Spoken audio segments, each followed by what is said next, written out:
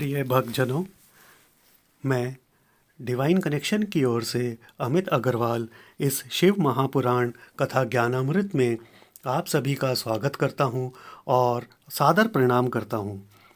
आइए आज का अध्याय आरंभ करने से पूर्व भगवान शिव के नाम का उच्चारण करें, जिससे हमारी वाणी पवित्र हो जाए। जय शंकर शंकर, जय शंकर कैलाशपति। जय गौरा गौरा, जय गौरा माँ पार्वती। जय शंकर शंकर, जय शंकर कैलाशपति। जय गौरा गौरा, जय गौरा माँ पार्वती। जय शंकर शंकर, जय शंकर कैलाशपति। जय गौरा गौरा, जय गौरा माँ पार्वती। हर हर महादेव, हर हर महादेव, हर हर महादेव। तो भक्तजनों, आइए हम आज का अध्याय आरंभ करते हैं। मन को लगाने का रास्ता संध्या है, जो मात्र 20 मिनट में पूर्ण हो जाती है। अब हम जानेंगे कि संध्या के नियम किस प्रकार से हैं। संध्या के मुख्यतः 5 नियम हैं। पहला, आचमन या पवित्रीकरण। दूसरा, संकल्प। तीसरा, प्राणायाम। चौथा, सूर्य अर्घ। और पांचवा, गायत्री मंत्र जाप। आइए अब इन सब को विस्तार पूर्वक एक एक करके जान लेते हैं। सर्वप्रथम, आचमन व पवित्रीकरण। आचमन 3 किए जाते हैं, जो मनुष्य कायिक, वाचिक व मानसिक 3 प्रकार से शुद्ध करते हैं। अपने ऊपर जल छिड़क, फिर आसन पर जल छिड़क कर शरीर व आसन पर बाहर से होने वाले दोष को दूर करते हैं। दूसरा है संकल्प। मनुस्मृति के अनुसार संकल्प मूल कामो वेग यज्ञा संकल्प संभवाः वृता नियम धर्माश्चय सर्वे संकल्प जास्मृता। अर्थात समस्त कामनाएं संकल्प का मूल है। समस्त यज्ञ भी संकल्प से ही पूर्ण होते हैं। इसी प्रकार व्रत, उपासना, संध्या आदि समस्त अनुष्ठान संकल्प से ही पूर्ण होते हैं। अतः संकल्प एक शपथ है, जिसके करने से ही वह कार्य पूर्ण होता है जिसे आप करना चाहते हैं, क्योंकि हमारी दृढ़ भावना संकल्प से ही पूर्ण होती है। संकल्प तथा कुर्यात स्नान दान व्रतादि क्रम अन्यथा पुण्य कर्माणि निष्फलानि भवन्ति ही। संकल्प में जल ही क्यों लेते हैं हम हाथ में? कोई भी प्रतिज्ञा किसी न किसी को साक्षी मानकर ही की जाती है।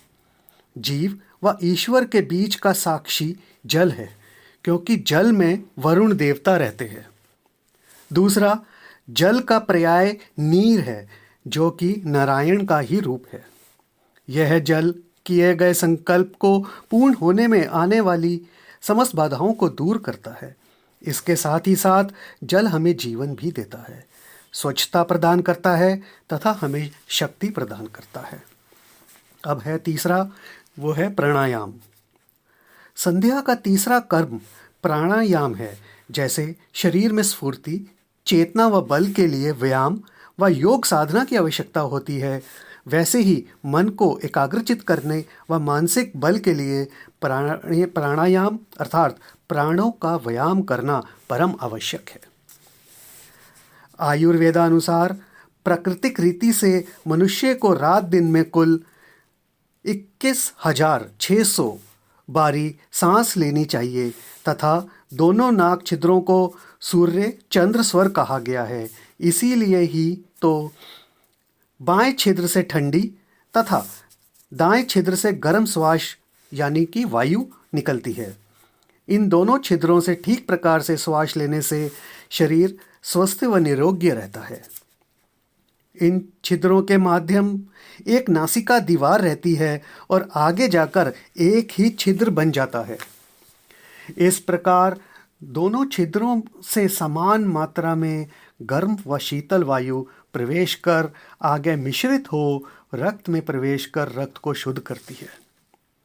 इसका संतुलन बिगड़ जाने पर रक्त विकार से शरीर में अनेक प्रकार की व्याधियां उत्पन्न हो जाती हैं, जैसे सर्दी, जुखाम, खांसी आदि। प्राणायाम में 3 क्रियाएं होती हैं। पूरक, जिसका अर्थ है श्वास को ऊपर की ओर खींचना। दूसरा कुंभक, श्वास को भरना या रोकना। और तीसरा है रेचक, यानी श्वास को छोड़ना। उपरोक्त तीनों क्रियाओं से फेफड़ों में स्थित वायु शुद्ध हो जाती है। इनमें स्थित विकार बाहर निकल जाते हैं। इस क्रिया को करने से मन शांत हो जाता है।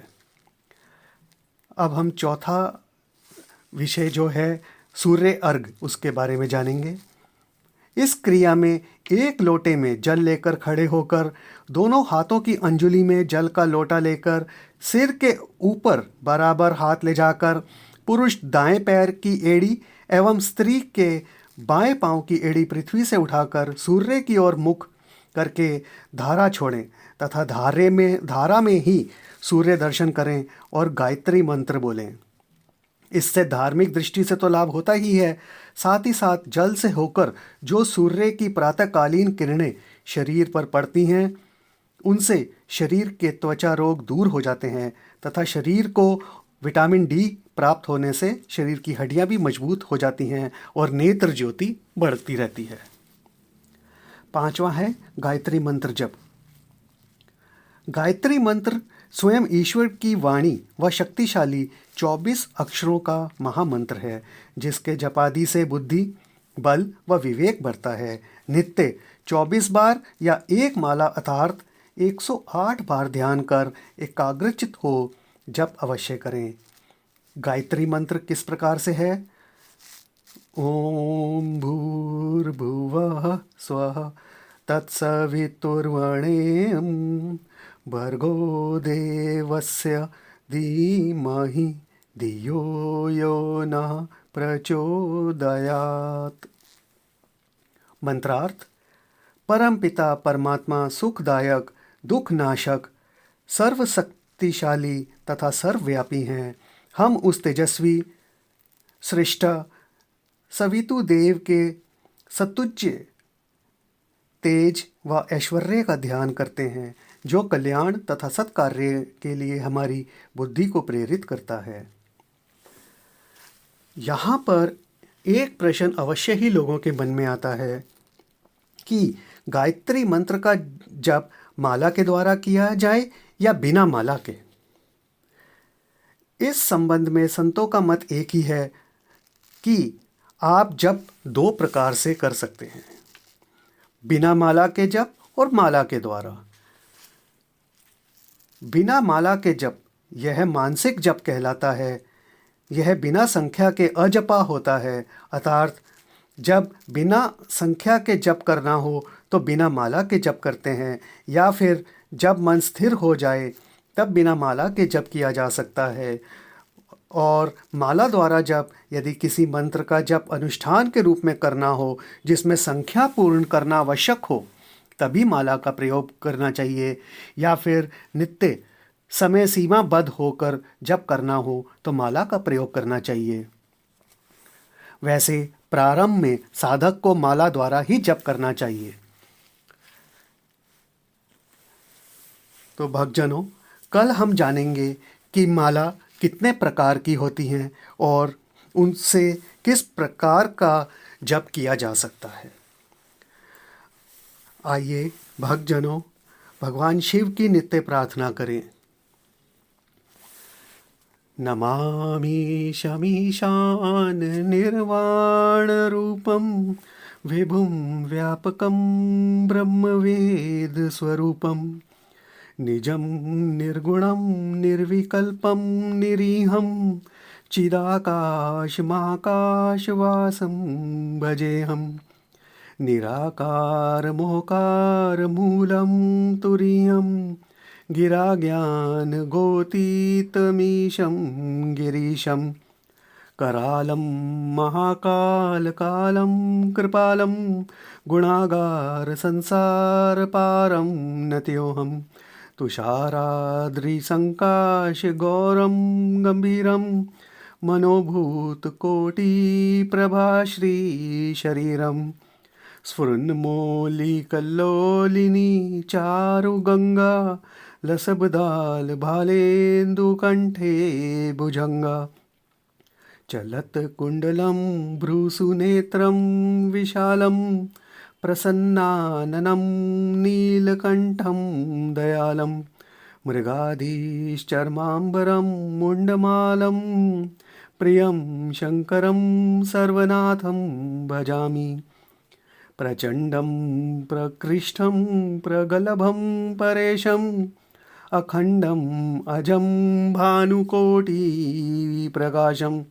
त्रयः शूलनिर्मूलनं शूलपाणिं भजेऽहं भवानी पतिं भावगम्यं कलातीतकल्याणकल्पान्तकारी सदा सच्चिदानन्दाता पुरारी चिदानंद संदोह मोहापहारी प्रसीद प्रसीद प्रभो मन्मथारी न यावद उमानाथ पादारविन्दं भजन्ति हे लोके परेव नराणं न तावत सुखं शान्ति संतापनाशं प्रसीद प्रभो सर्वभूतादिवासम् न जानामि योगं जपं नैवेपूजां न तेऽहं सदा सर्वदा शम्भु तुभ्यं